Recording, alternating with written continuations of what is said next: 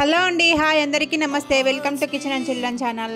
Middle class house wife లాస్లో 18th day అండి. ఆ రోజు ఏమేమి చేశాను అనేది చూపిస్తున్నాను. ఫస్ట్ నేను ఇక్కడ డీటాక్స్ వాటర్ కోసం గిన్నెలో వాటర్ వేసి ఆ రోజు దాల్చిన చెక్క పౌడర్ వేసి ఆ డీటాక్స్ వాటర్ అనేది వేడి చేసుకుంటున్నాను అన్నమాట. ఆ రోజు మార్నింగ్ బ్రేక్ఫాస్ట్ కోసం రైస్ దోశలు వేసానండి. అవే తిన్నాను అనమాట. ఆ రోజు కూడా 2 రైస్ దోశలు తిన్నాను. తర్వాత నేను ఇక్కడ రైస్ దోశలోకి ఎర్రకారం పట్టాను. ఆ రోజు పిల్లలకి హాలిడే అండి, అందుకోసం తలస్నానం చేయించడానికి కుంకుడుకాయలు షీకాయలు అనేవి ముందు రోజు నైటే నానబెట్టుకున్నాను. తర్వాత నేను ఇక్కడ ఇంకా బ్రేక్ఫాస్ట్ అంతా అయిపోయిన తర్వాత లంచ్లోకి వచ్చేసి శనక్కాయ పచ్చడి చేద్దామనేసి శనక్కాయలు అనేటివి వేయించుతున్నాను అనమాట. శనక్కాయలు బాగా దూరగా వేయించుకోవాలండి ఈ శనక్కాయ పచ్చడికి. అప్పుడే శనక్కాయ పచ్చడి అనేది చాలా టేస్టీగా వస్తుంది. లో టు మీడియం ఫ్లేమ్లో పెట్టి మాత్రమే వేయించుకోవాలి, లేదంటే హై ఫ్లేమ్లో పెడితే మాడిపోతా అవి వేగవు అనమాట. తర్వాత శనక్కాయ పచ్చడిలోకి నేను 3 ఆనియన్స్, కారానికి తగినట్టుగా పచ్చిమిర్చిని తీసుకున్నాను. అలాగనే 3 టమాటాలని కూడా తీసుకోవాలి. ముందుగా స్టవ్ ఆన్ చేసి స్టవ్ మీద బాండీ పెట్టేసి బాండీలో 2 టేబుల్ స్పూన్ ఆయిల్ వేసుకోవాలండి. ఆయిల్ వేడయ్యే లోపల చూడండి నేను 3 టమాటాలని కూడా తీసుకున్నాను. అలాగనే కాసరకాయ తాలింపు కూడా చేస్తున్నాను అనమాట. వీటిలోకి ఈ కాసరకాయ తాలింపు అనేది చాలా టేస్టీగా ఉంటుందండి. ఎస్పెషల్లీ డయాబెటీస్ ఉన్న వాళ్ళకు చాలా మంచిదని చెప్తూ ఉంటారు. అందుకోసం కొద్దిగా కల్లుప్పుని వేసి వాటిని మట్టిపోయే వరకు నానబెట్టేసాను ఒక టబ్బులో వేసేసి. తర్వాత నేను ఇక్కడ ఆయిల్ అంతా కూడా వేడైపోయింది. ఆయిల్ వేడైనాక మనం ముందుగా వాష్ చేసి పెట్టుకున్నటువంటి పచ్చిమిర్చిని వేసుకొని బాగా దోరగా వేయించుకోవాలి. ఆయిల్ అంతా కూడా మనం ఇలా పచ్చిమిర్చిని వేసినప్పుడు వాటిలో తేమంతా పడేసి చిటిపట అంటుంటాయి. వాటిపైన మూత పెట్టేయండి. అప్పుడు చిటిపట అనుకోకుండా మనకు గ్యాస్ గట్టి మీద అంతా కూడా ఆయిల్ చిమ్మకుండా ఉంటుంది. తర్వాత నేను ఇక్కడ 1 టేబుల్ స్పూన్ జీలకర్రను వేసుకున్నాను. ఈ జీలకర్ర వీటిలో వేసుకోవడం వల్ల చాలా టేస్టీగా ఉంటుంది. అలాగనే శనక్కాయ పప్పులు అనేవి బాగా డైజెషన్ కూడా అవుతాయన్నమాట, శనక్కాయ చట్నీ కాబట్టి. తర్వాత 3 ఆనియన్స్ని ముక్కలా కట్ చేసుకొని కూడా వేసుకున్నాను. వీటిన్నిటిని బాగా వేయించుకోవాలండి ఫస్ట్. మళ్ళీ తర్వాత వాటర్ పోసి ఉడకబెట్టుకోవాలన్నమాట. ఇలా కొద్దిగా 1 table spoon oil, 1 table spoon 1.5 table spoon ఆయిల్లోనే బాగా వేయించుకోవాలన్నమాట. అప్పుడు వాటిలోని పచ్చివాసన అంతా పోతుంది. ఇలా కొద్దిసేపు వేగిన తర్వాత మనం ముందుగా 3 టమాటాలని కూడా పక్కన పెట్టుకున్నాం కదా, వాటిని కూడా ముక్కలా కట్ చేసుకొని వేసుకోవాలి. వీటిన్నింటినీ వేసుకొని బాగా కలుపుకోవాలండి. ఫస్ట్ ఇలా బాగా కలుపుకున్న తర్వాత వాటిలో 1/2 టేబుల్ స్పూన్ పసుపును కూడా యాడ్ చేసుకోవాలి. ఈ శనక్కాయ చట్నీ పులగంలోకి అయితే చాలా టేస్టీగా ఉంటుందండి. పులగంలోకి శనక్కాయ చట్నీ, పచ్చి పులుసు అనేది చాలా టేస్టీగా ఉంటుంది. కాకపోతే నేను ఆ రోజు పులగం చేయలేదన్నమాట. మామూలు రైస్లోకే ఈ శనక్కాయ చట్నీని చేస్తున్నాను. తర్వాత 1/2 టేబుల్ స్పూన్ పసుపును కూడా వేసుకొని బాగా కలుపుకున్నాను. కొద్దిసేపు ఒక 5 నిమిషాలు అలా బాగా వేగనివ్వాలండి వాటిని. అప్పుడే బాగా వాటిలో ఉండే రాస్మెల్ అంతా కూడా పోయి మనం ఇప్పుడు తర్వాత ఒకసారి కలుపుకున్న తర్వాత మనం వాటర్ వేసుకోవాలి. నేను ఒక పెద్ద గ్లాస్ అంతా కూడా వాటర్ వేసుకున్నాను. అలా పెద్ద గ్లాసుని వాటర్ వేసుకోవడం వల్ల బాగా ఉడుకుతాయి అన్నమాట. వాటిలోని వాటర్ పోయే వరకు మనం ఉడకబెట్టుకోవాలి. చూడండి, ఇంకా వాటర్ వేసేసి మూత పెట్టేశాను. మంటను లో టు మీడియం ఫ్లేమ్లో పెట్టి ఉడికించుకుంటే బాగా తొందరగా ఉడికిపోతాయండి. చూడండి, ముందుగా నానబెట్టుకున్నటువంటి కాసరకాయలు కూడా నానిపోయి ఉన్నాయి. వాటిని వాష్ చేసి ఒక గిన్నెలో వేసేసి అవి మునిగే వరకు 1 గ్లాస్ వాటర్ వేసాను.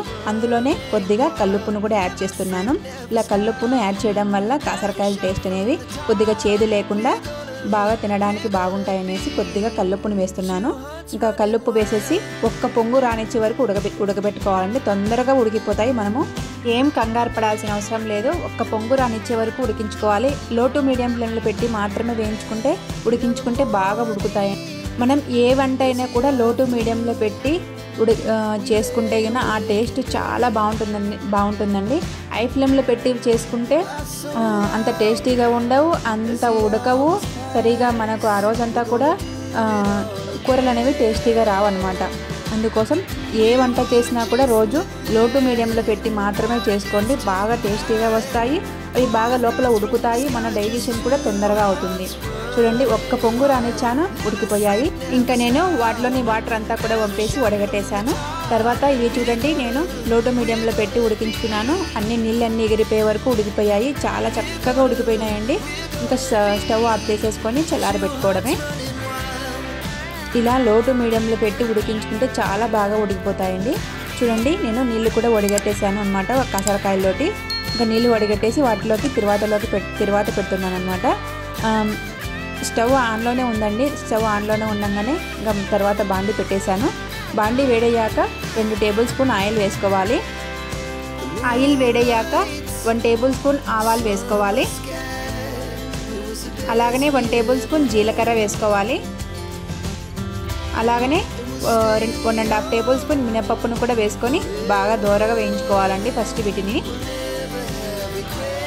ఇవన్నీ కూడా బాగా వేగిపోవాలి. అప్పుడు మనకు కాసరకాయ తాలింపు అనేది చాలా టేస్టీగా వస్తుంది. మనం తినేటప్పుడు ఈ మినపప్పు అనేది మన పంట కింద పడి చాలా ఎమ్మీగా కూడా ఉంటుందన్నమాట.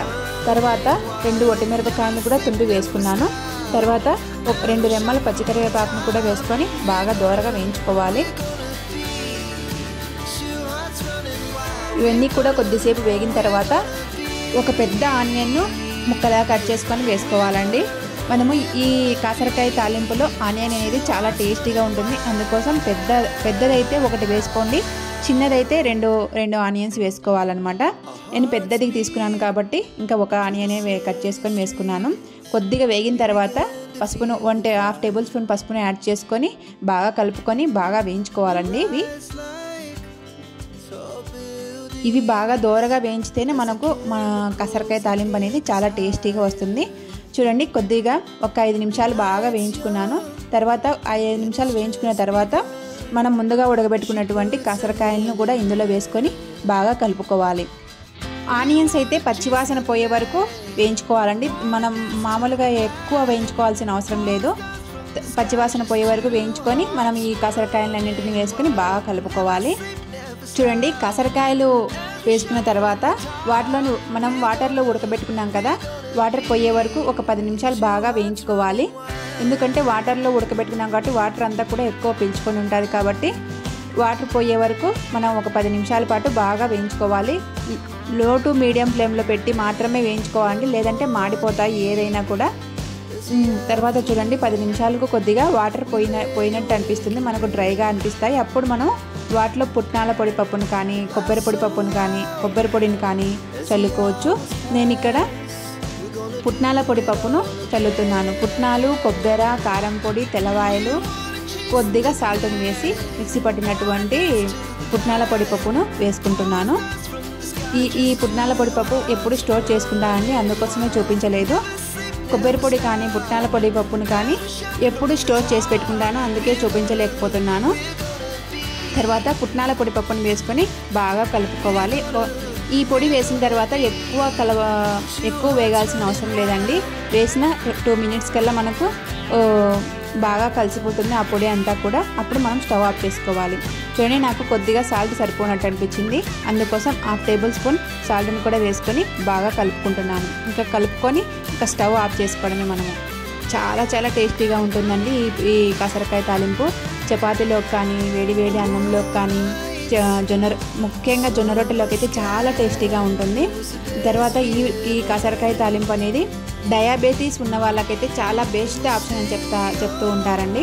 తర్వాత నేను ఇక్కడ శనక్కాయ చట్నీని కూడా రెడీ చేశాను. రోటి పచ్చడి చేశానండి, అదని చూపించలేదు. ఇంకా తర్వాత అన్నం కూడా రెడీ అయిపోయింది.